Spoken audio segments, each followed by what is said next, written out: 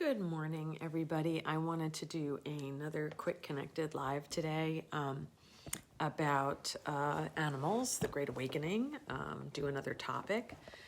What I wanted to talk about on today's connected live was about cetaceans. I actually was on a nice conversation with a fellow healer that I met over the weekend on Clubhouse, which is another great application to reach people. It's kind of like being on a live radio site. So it's like a conversation. You know, you do have a moderator, you do have like a special room that people can join. And, but in general, you're inviting people to have a conversation about a topic. So, Marina J invited me onto one of the topics, and we met some really great people that came into the room. And it's really interesting with the Great Awakening. The more you set your energy, kind of like the chart that I put forward, there's a chart that shows 3D behaviors, 5D behaviors, 3D behaviors, 4D behaviors, and 5D behaviors. And where you really want to be is in the 5D. That's what's going to create the most harmony, peace, joy, success, abundance, and so forth. And our energy was really set there, as well as all our behaviors and all our conversation. It was really set to the positive. And a lot of great healers joined in, and one of them messaged me and said, it was really nice to meet you. And they shared with me a dream they had about cetaceans. And it's really interesting. So I think this particular connected live, I'm just going to talk about a major influence in my life has been cetaceans, because I grew up in the North Atlantic, lived a long time on Nantucket. Not a Nantucketer, though. I'm not a native. I wish I was a native, but I'm not a native. But I was kind of like an adopted family members of different natives that were there. But what a hell of an amazing time period in the early 80s to grow up on Nantucket. It was a magical place. It's not that anymore, but it's still nice. But for those of us that knew what it was like in the 80s and even the early 90s, I got to grow up in Never Never Land. And cetaceans, I really got to know cetaceans really well there. And so first, I'll start off talking about, there's a book I think everybody should read during the Great Awakening, because it's very, very relevant. And it's, I actually got to meet this man in California when he was doing a talk on his book. His name is Scott Taylor. And he wrote the book, Souls in the Sea, Dolphins, Whales, and Human History. If you don't know the book, if you don't have the book, run out and get the book.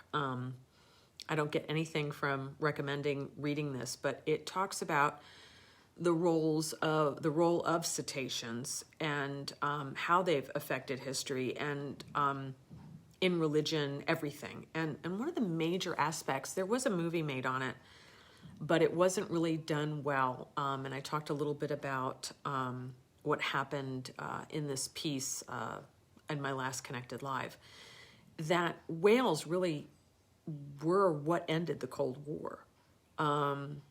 There were some whales up near the territory of the Soviet Union. They couldn't find air, and Reagan reached out to Gorbachev, and Gorbachev and Reagan worked together and released the whales, and that was the beginning of the dialogue and the end of the Cold War. Did the whales do that on purpose, or was it, just a coincidence? I kind of believe in serendipity. I think the animals on this planet know a heck of a lot more of what's going on with us really crazy humans than we give them credit for. But we have to realize that cetaceans really do, and all species, hold an incredible role on this planet. And that's been kind of what the deep state and all these dark forces have been trying to do, is disconnect us. If we focus on ourselves as an individual, not even as a species, because they've divided us as a species too. The more division, the less connection. The less connection, the easier it is to do the wrong thing and to create harm. The easier it is to say, well, it's my job and I'm just doing my job, even if it's something seriously and horrifyingly wrong. So, or it's policy. We hear that all the time. It's really kind of gross and has disgusting energy signature. It was interesting how I met Scott Taylor, because I met him. Frank Lloyd Wright's family owned a place up in the Malibu Mountains, and I happened to find them and became friends with them. And this land had been sacred Native American land, and every time there's a fire up there, literally the fire goes around the property but never touches the property. The Dalai Lama was up there. It's been blessed several times. It was just an amazing place, and so he did his talk up there. So Scott Taylor's book, Souls in the Sea, Dolphins, Whales, and Human History. You definitely want to read that book. It is a very timely book for now. And my voyage with cetaceans, I have done things with whales that people always marvel at. Like I went on a boat. We were going to go whale watching for the day. It was terrible conditions, by the way. It was like almost zero visibility pea soup. And we went out with somebody who really knew the waters, and they said, we're probably not going to see anything today, but we'll try to catch some fish, or we'll just, we'll fish and, see what happens. And I really now completely in where I'm in, if you fish, you better be fishing for food, not to tag and release, because you rip up a poor fish's mouth and then throw them back into the ocean. It's kind of awful to do that for sport. It's not fun for the fish, certainly. And I've talked to a lot of fish, so they don't mind the circle of life, being eaten by a shark or getting tagged for a meal, because they understand the circle of life. But they don't want to be tortured or played with. Who would want that? So as I was getting onto the boat, I'm like, well, how many fish do we need to feed everybody on the boat today, for dinner? Well, and the captain said, we need 1 of this and 3 of these. Okay, well, that's what we're going to get then. And the person knew my profession and said, okay, Gabby, and kind of laughed me off. And this fisherman, to be honest, is just one of the best fishermen I've ever met in my life, and very close to that family. And the whales actually know his engines, because he's really smart. Like when he goes out fishing, he respects the space of the whales, because often when you're hunting tuna, there's the krill, the tuna, and then what comes up behind the tuna, because the tuna are surrounding the krill, and then underneath are the whales blowing bubbles to get the krill in a certain area, and then they breach and they grab all the krill that way. And so when you're tuna fishing, you really don't want to get in the way of a whale breaching. And you want to have respect for mothers and calves, and this fisherman has always had that. So the whales really do know his engines, and have expressed to me gratitude for the consideration that this person always takes going into the water. And as we sat there in the pea soup, no visibility, he was basically apologizing to everybody and saying, we're not going to see anything. And I went, okay. I said, no, we will. Just give me about 15 minutes. And I just sat quietly in a space by myself and asked if there were any humpback whales in the area, and if they wouldn't mind coming to see us, because we were so excited to see them and to share a moment with them. No, people have often said, you're like Aquaman, because I can call animals. I don't call them. I don't command them. I always ask.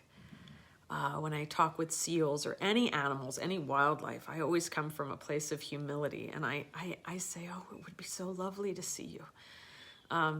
Would you mind coming to see us? I go at it with great humility, because I think to be in the presence of wild animals it is a miracle every single time it happens. And so within 15 minutes, this pod of whales came around the boat, humpbacks. And they, one of them swam lengthwise and turned over, and with their eye looked right at all of us, and then kind of paused and looked at me. And he said, is this good enough there for you, young lady? And I was like, inside myself going, thank you. Oh, this is so exciting. You're so beautiful. And I have that same enthusiasm as the day I saw them. I get bleary-eyed over it. because they're magnificent. How people can whale and kill them in the way that they do is just, I have no understanding, because they provide the oceans with very important information through their songs and through their communications and through their very existence. And so I always feel very graced, like I'm in the presence of divine something, because what a magnificent being. And they stayed around for like about 30 to 40 minutes. And, you know, they weren't jumping and doing stuff because there was no visibility. It was pea soup out there. So they stayed really close to the boat and were very kind. And then I'm laughing because how many fish did we catch? We caught exactly the number of fish and species that he said we needed to provide food for everybody on the boat. And that's all we caught. Nothing else touched the hooks. And when a fish came out of the water, I gave thanks to that fish, and, you know, that we could have nourishment. And it was just, you know, the captain turned around and looked at me and went, uh-huh. And then that was all I got out of it. But it was obviously not, it wasn't lost upon him what we ended up getting and what I had said we would get. And how I said, wait for it with the whales, and they came. And it was just a really great trip. So that was one story I have about them. Another one that really helped me learn about myself was orca came in as, you know, people call them totems or messengers, but animals, if you're very animal oriented or other species oriented, the universe, God, light, love, Buddha, whatever you believe in, will communicate with you in that way. So obviously being so animal oriented, because I feel more comfortable with animals than I do the human animal,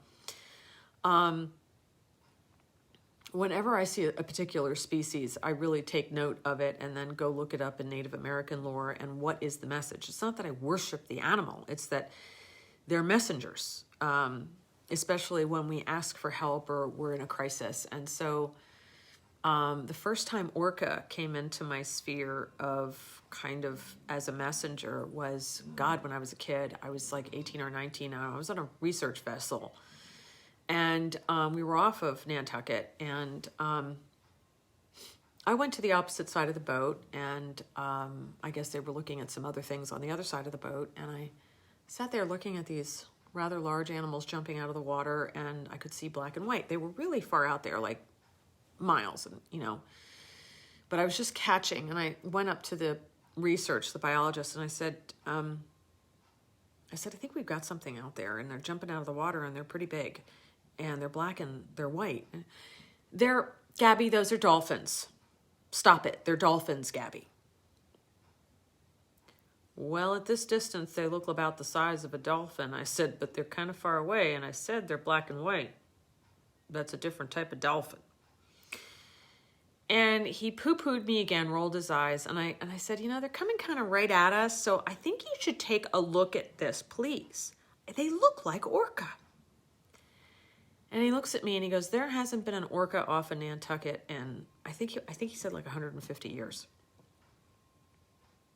And I said, well, I think we got some orca off of Nantucket. So if I were you, I would go take a look at what I'm asking you to look at. And he just didn't want to listen to this kid. So he walks over, grabs the binoculars, acts like a jerk off, looks inside the binoculars, drops them. Oh my God, orca!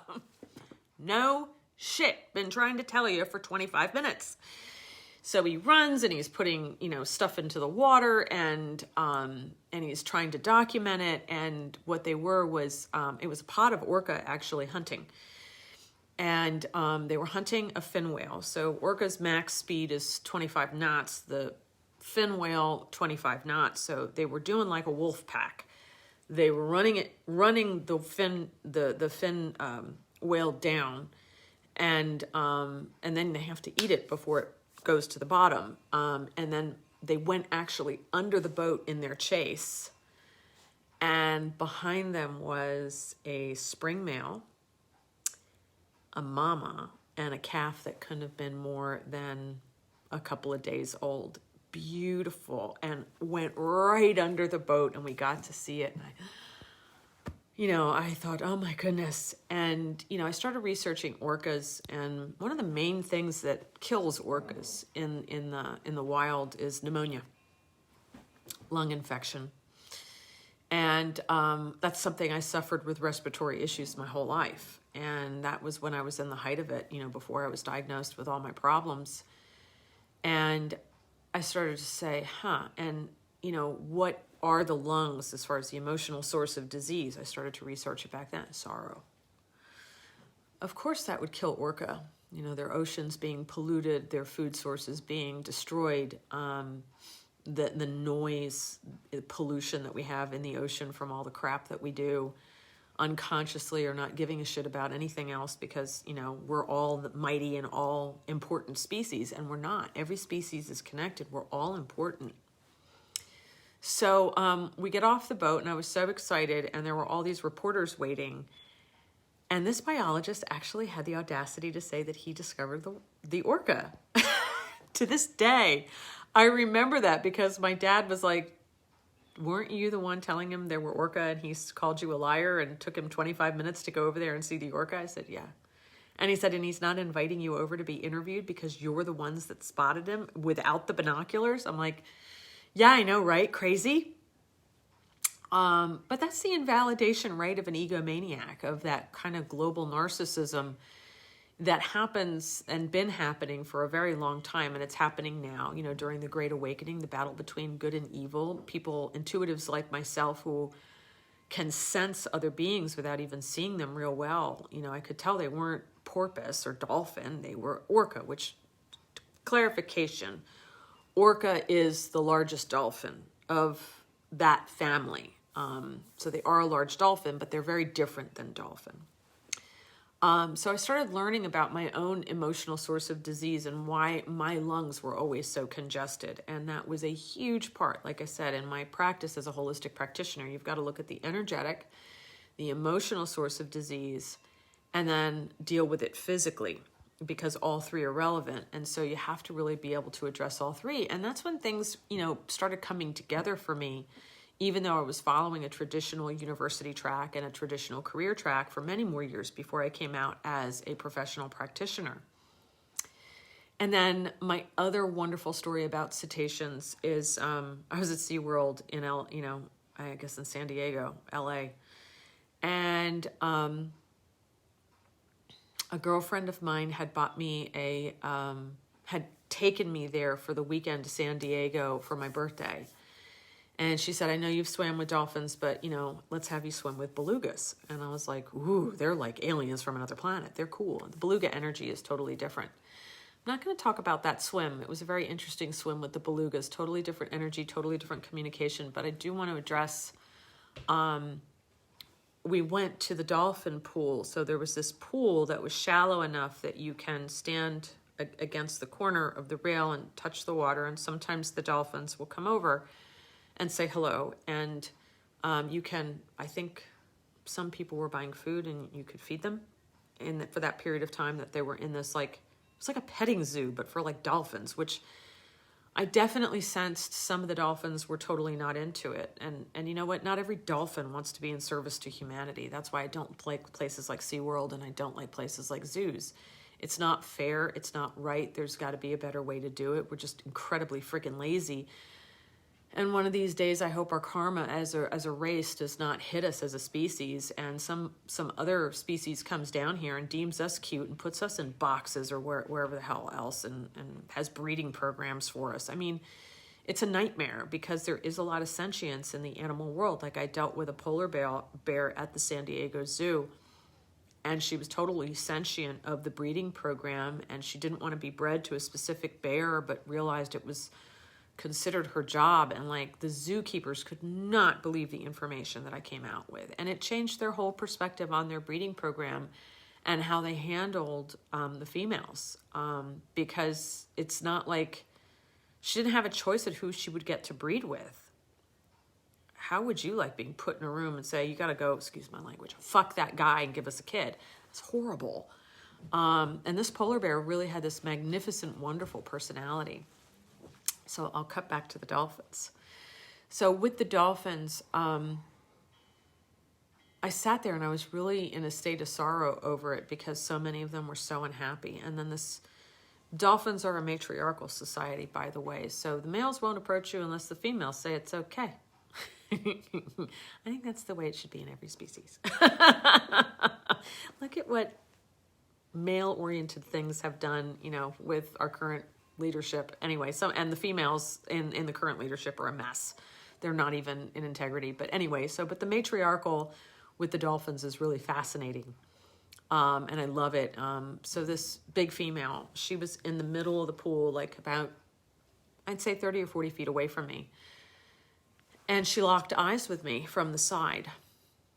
And I didn't know anyone was watching. I was kind of hanging out there. There was a group of people, but no one was really paying attention to me. And I wasn't really trying to reach out, hey, slap the water. It must have been driving the dolphins nuts.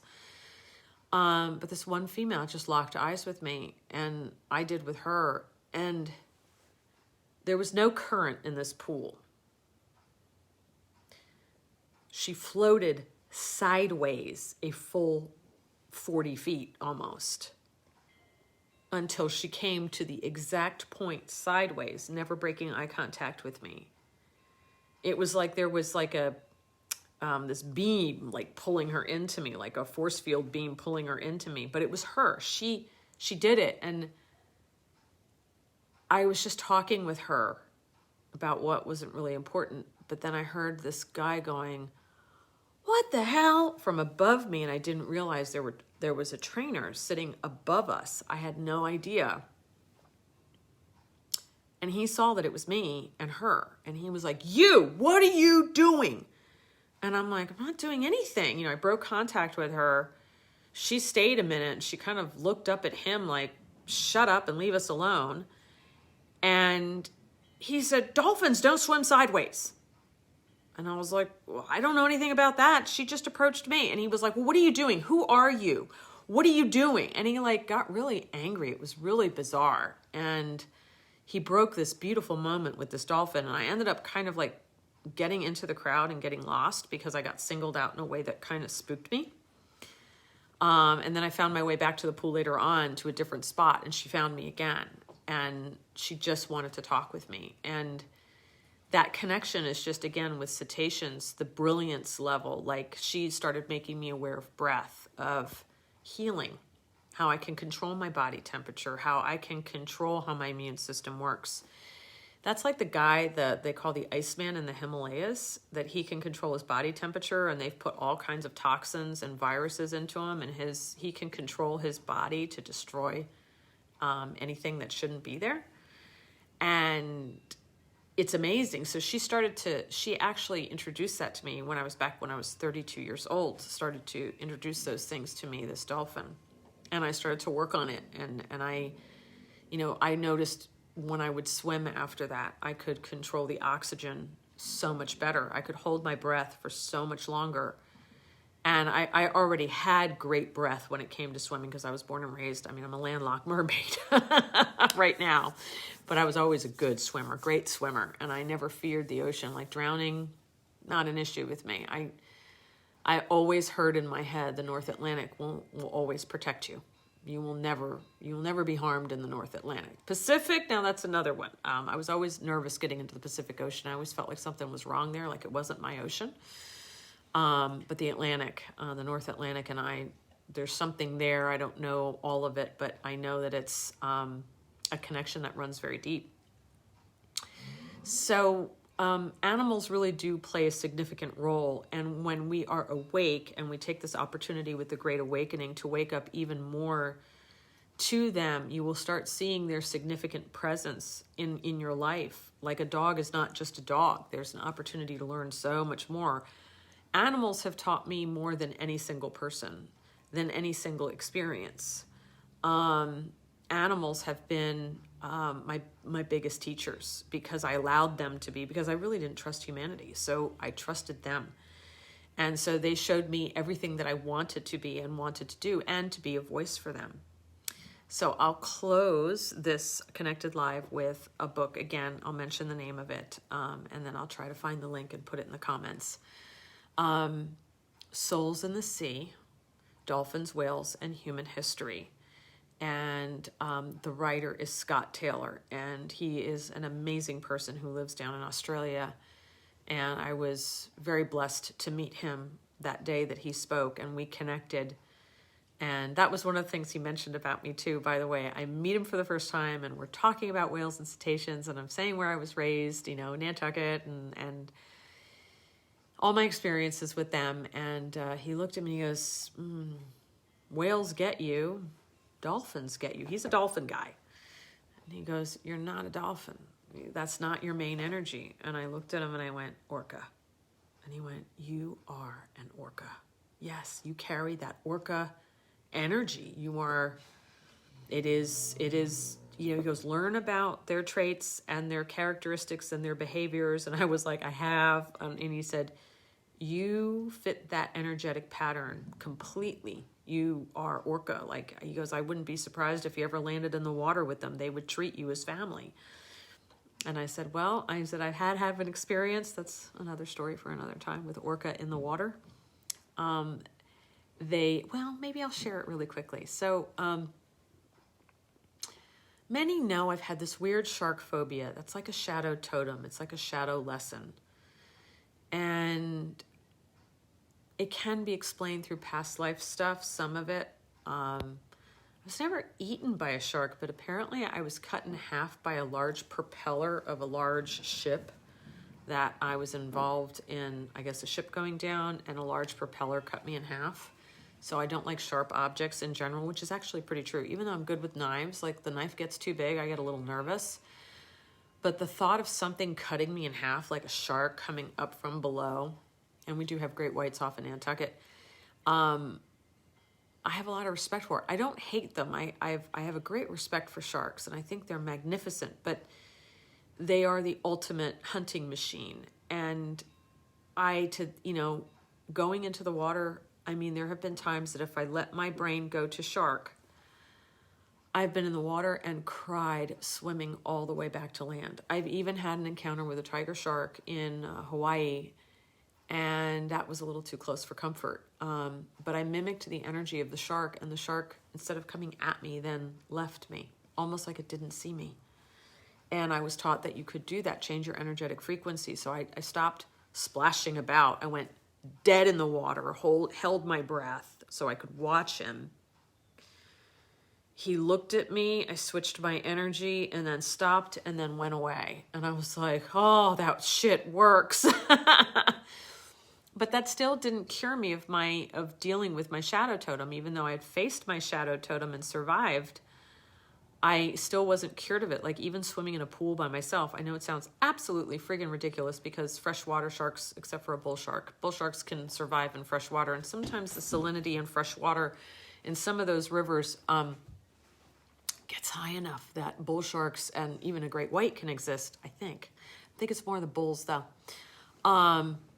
So, I have this phobia. So what helped me was learning how orca had, I guess it was like 15 years ago, maybe more, they caught on camera of a great white and an orca getting into a fight. The orca won. And it turns out the LA pod started hunting sharks, great whites specifically, regularly. And they were teaching their youngsters to do it too. So the orca comes around, does its thing, stuns the great white, and then attacks the great white's liver, which is where all the fat and nutrients are, eats that, and then leaves the rest for the young ones that watched the attack to learn how to fight, a great white effectively. So now pretty much when the orcas have a very unique voice underwater. So in that off the waters of, the red triangle that they call it out there in the Pacific, if they hear orca, the great whites scatter. The great white is not the biggest menace in the sea. It's the orcas that have will put the fear of God into a great white, because they've been teaching the other pod members how, and they've been handing it down. So they've expanded their diet, if you will. So recently I had to start swimming again, and I love it. And I was in this saltwater pool, and every time I decided to swim, I was by myself, which in a way I like, because I hate being disturbed by other swimmers. But at the same time, I was also had this, like, could feel it, you know, that energy behind me. It was just weird. And as I swam and I started getting nervous or scared, I felt the orca energy, and I felt like that swimming of coming up for air and going down, and I was that energy. And all of a sudden the fear just went, and just like that, a 30-year phobia was gone. And so animals can help us and help in healing in more ways than we can tell, but you have to be open to it. You have to be able to spot it. You have to know what it is. And that's why working with someone is really important. So I'll end it on that note. Please go check out that great book, Souls in the Sea, Dolphins, Whales, and Human History by Scott Taylor. And I will see you on a next Connected Live very soon. And this won't be shareable here, but if you want to share it on my YouTube channel, I'll be loading that up very shortly. Thanks again, everybody. Remember, it is the Great Awakening. Stay in 5D. Go back and find that chart I posted, or I'll post it again in the comments. And stay in 5D. Integrity is everything. Positive energy is everything. Integrity with money, integrity with career, it's everything. And a lot of people are in delusion. They think they're in integrity, and then you point things out to them, and they're like, oh, I'm actually not. And we're like, no, you're not. So it's really important, because there's a lot of delusion around it. All right, I will talk to you guys soon. Have a great day. And remember, just stay positive. This is some lumpy rides we're going through right now, but it's all going to be okay. All right, bye, guys.